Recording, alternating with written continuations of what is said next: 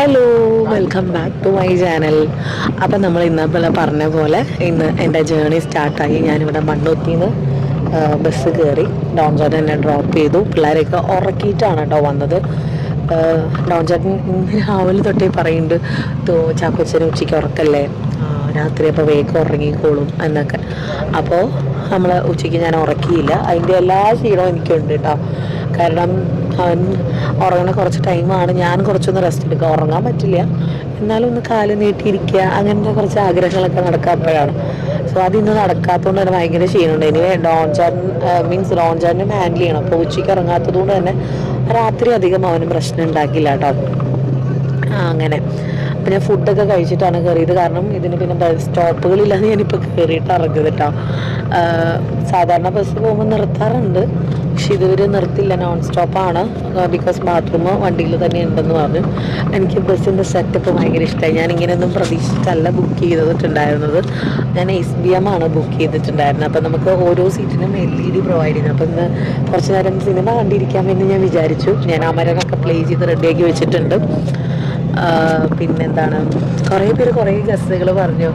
കുറേ പേര് പറഞ്ഞു എന്തായാലും ഡിവൈൻ്റെ സർപ്രൈസ് ഭംഗിയിൽ നടക്കട്ടെ എന്നൊക്കെ പറഞ്ഞിട്ട് ഭയങ്കര സപ്പോർട്ടീവായിട്ട് പറഞ്ഞു. എനിക്ക് ഭയങ്കര സന്തോഷമായി കാര്യത്തിൽ. അപ്പോൾ എനിക്ക് തോന്നുന്നു പിള്ളേരൊന്നും ഇല്ലാണ്ട് നമ്മൾ സൂറത്തിലൊന്ന് പോയി, ചെന്നൈയിലൊന്ന് പോയി, അല്ലാണ്ട് നമ്മളങ്ങനെ മാറി നിന്നിട്ടില്ല. അതും നമ്മുടെ അത്യാവശ്യ സമയത്താണ് നമ്മൾ പോയിട്ട്. പിന്നെ ഒരു ഇതുള്ളത് നമ്മൾ ട്രിപ്പ് പോയതാണ്, വയനാട് ട്രിപ്പ് പോയതാണ്. എൻ്റെ 6 months സമയത്ത് ഞാൻ ഡോൺ ചേട്ടനെ എല്ലാം പറഞ്ഞ് ഏൽപ്പിച്ചിട്ടുണ്ട്. ഫുഡിൻ്റെ കാര്യമൊക്കെ ടിമ്പിൾ നോക്കിക്കോളും. ഉച്ചയ്ക്ക് മമ്മി ഭക്ഷണം വാരി കൊടുത്താൽ ചാക്കോ വയറ് നിറച്ച് ഭക്ഷണം കഴിക്കും. സോ ആ കാര്യത്തിലും ടെൻഷനില്ല. നമുക്കിങ്ങനെ പോകുമ്പോൾ വീട്ടിലും ആൾക്കാർ വേണം, നമ്മളെ എന്താ പറയുക, കുഴപ്പമില്ല എന്ന് പറയാനും ആൾക്കാർ വേണമല്ലോ. അപ്പോൾ അതുകൊണ്ട് തന്നെ അതിനൊന്നും കുഴപ്പമൊന്നുമില്ല. ഇതിനെ കുറേ പേര് വിമർശിക്കുന്നവരും കാണും, അതേ സമയത്ത് സപ്പോർട്ട് ചെയ്യുന്നവരും കാണും. എന്നെ സംബന്ധിച്ച് ഇതെൻ്റെ ശരിയാണ്. തെറ്റെന്ന് പറഞ്ഞോട്ട് എനിക്ക് കുഴപ്പമൊന്നുമില്ല. ഞാൻ മൈൻഡ് ചെയ്യേണ്ട കാര്യമില്ല. കാരണം നമ്മൾ എന്തൊരു ഡിസിഷൻ എടുക്കുമ്പോഴും നമ്മളത് ആലോചിച്ചിട്ട് എങ്ങനെ വേണം, ഏത് വേണം എന്നൊക്കെ ആലോചിച്ചിട്ടാണ് നമ്മൾ എടുക്കാറല്ലേ. സോ ഞാനത് ഡിസൈഡ് ചെയ്ത് എടുത്തൊരു തീരുമാനമാണ്. അത് വളരെ ഭംഗിയിൽ നടക്കും എന്നാണ് ഞാൻ വിശ്വസിക്കുന്നത്. നടക്കും. ഇത്രയും നടന്നില്ല, ബസ്സിൽ വരെ കയറിയല്ലോ, ഇനിയിപ്പോൾ നടക്കും. ഇനിയിപ്പം ഞാൻ പറയില്ലേ, ചിലപ്പം ഇനി ഞാനൊന്നും പറയുന്നില്ല. കാരണം 2-3 കമൻറ്റ്സ് കണ്ടു, ഭയങ്കര ബിൽഡപ്പാണ്. അതെൻ്റെ ഓവർ എക്സൈറ്റ്മെൻറ്റിൻ്റെ ആയിരിക്കും കേട്ടോ. ചിലപ്പം എൻ്റെ കാര്യം അറിയാവുന്നവർക്കറിയാം, ഞാനത് അച്ചീവ് ചെയ്യുമ്പോൾ ഭയങ്കര സന്തോഷം തോന്നുമായിരിക്കണം, എനിക്കറിയില്ല. ഞാൻ അങ്ങനെയാണ് പ്രതീക്ഷിച്ചത്, അത് വിചാരിച്ചിട്ടാണ് ഞാൻ പറഞ്ഞത്. അങ്ങനെയാണെങ്കിലും കുഴപ്പമൊന്നുമില്ല. As A person I will be happy. ഞാൻ കുറച്ച് എൻ്റെ മനസ്സിൽ നിന്ന് കുറേ ഭാരങ്ങൾ ഇറങ്ങും. നമ്മൾ അങ്ങനെയാണ്. അപ്പം അങ്ങനെയൊക്കെ വിശേഷങ്ങളും, ചെന്നൈ വിശേഷങ്ങളൊന്നും പ്രത്യേകിച്ച് പറയാനുണ്ടാവില്ല.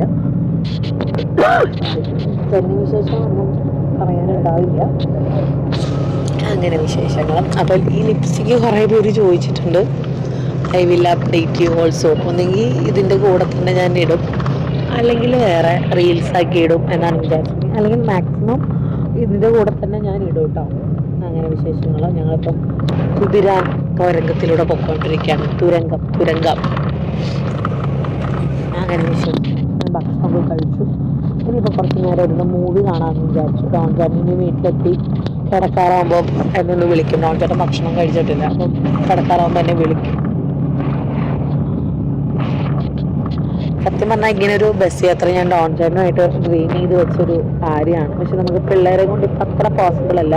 ചിലർ ചോദിക്കും പിള്ളേരെ കൊണ്ട് പോകാൻ എന്താ, നമ്മളുടെ മക്കളുടെ കാര്യം, അല്ലെങ്കിൽ അവരെത്രത്തോളം കംഫർട്ടബിൾ ആയിരിക്കും എന്നുള്ളത് ഓരോ ആസ് എ പേഴ്സൺ അല്ലെങ്കിൽ ആസ് എ പേരൻറ്റ് അവർക്കേ അറിയുള്ളൂ. നമുക്ക് ഉപദേശം കൊടുക്കാൻ ഭയങ്കര എളുപ്പമാണ്. അത് എത്രത്തോളം പ്രാക്ടിക്കൽ ആക്കാൻ പറ്റുമോ എന്നുള്ളത് നമുക്കേ അറിയുള്ളൂ. അങ്ങനെ അതുകൊണ്ടാണ് നമ്മൾ മാക്സിമം പിള്ളേരെ ദൂരയാത്രയ്ക്കൊക്കെ ഒഴിവാക്കുക. പിന്നെയും ഞങ്ങളിപ്പോഴാണ് ട്രിപ്പ് പോയി തുടങ്ങിയത്. ഒരു ഗ്യാപ്പിന് ശേഷം ഞങ്ങളിപ്പോഴാണ് ട്രിപ്പ് പോയി തുടങ്ങിയത്. അതിന് കുഴപ്പമൊന്നുമില്ല.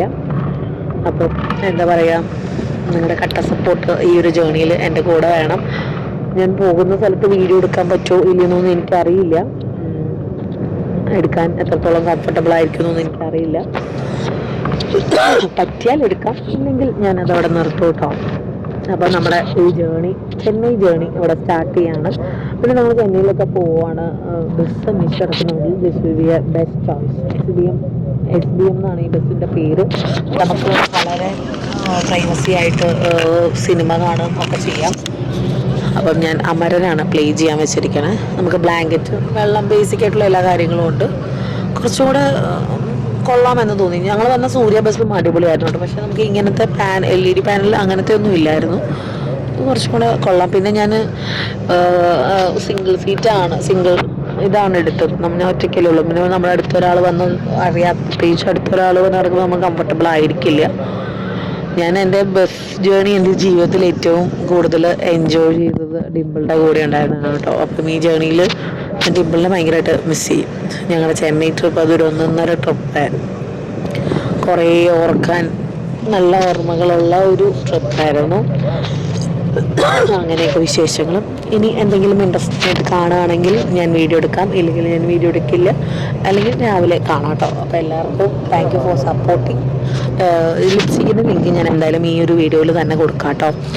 ഇനി നിങ്ങൾ നാളെ, എനിക്ക് ചിലപ്പം എക്സൈറ്റ്മെൻറ്റ് കൂടിയിട്ട് ഞാൻ ചിലപ്പം സർപ്രൈസ് നിങ്ങൾ ഈ വീഡിയോ കാണുന്ന അന്ന് രാത്രി തന്നെ ചിലപ്പോൾ പൊട്ടിച്ചെന്ന് വരാം, അറിയില്ല. അതെൻ്റെ എക്സൈറ്റ്മെൻറ്റിനെ പുറത്തിരിക്കും.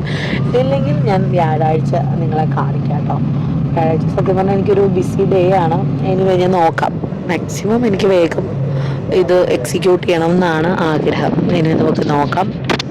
അപ്പം എല്ലാവർക്കും, എന്നോട് പേഴ്സണലി എനിക്ക് ഹാപ്പി ജേണി പറഞ്ഞവർക്കും ഒക്കെ താങ്ക് യു സോ മച്ച് കേട്ടോ. കുറേ ഞാൻ ഓർത്തു എത്ര പേര് നമ്മളെ സപ്പോർട്ട് ചെയ്യാനുള്ള, അല്ലെങ്കിൽ നമ്മുടെ സന്തോഷത്തിൽ അവർ പാർട്ടാവാൻ അവരാഗ്രഹിക്കുന്നു. ഒരു ആൻറ്റി പറഞ്ഞു, എൻ്റെ എന്ത് ആഗ്രഹമെങ്കിലും ആയിക്കോട്ടെ, അത് നടക്കട്ടെ എന്ന് ഞാൻ പ്രാർത്ഥിക്കാം എന്നൊക്കെ പറഞ്ഞു. ഭയങ്കര സന്തോഷം തോന്നി. കുറച്ച് ചോദിച്ചു ബിഗ് ബോസിൽ പോവാണ്. ഞാൻ അവരുടെ ബിഗ് ബോസ് ഇപ്പോൾ കഴിഞ്ഞില്ല. അപ്പോൾ പറഞ്ഞു ബിഗ് ബോസ് നെക്സ്റ്റ് സീസൺ വളരെ സൂൺ തുടങ്ങുന്നു. ഞാൻ ബിഗ് ബോസിനല്ല കേട്ടോ പോകുന്നത്. എനിക്കൊന്ന് ഞാൻ ചെന്നൈക്ക് പോകാമെന്ന് പറഞ്ഞുകൊണ്ടായിരിക്കണം ബിഗ് ബോസ് ആണെന്ന് എല്ലാവരും വിചാരിച്ചത്.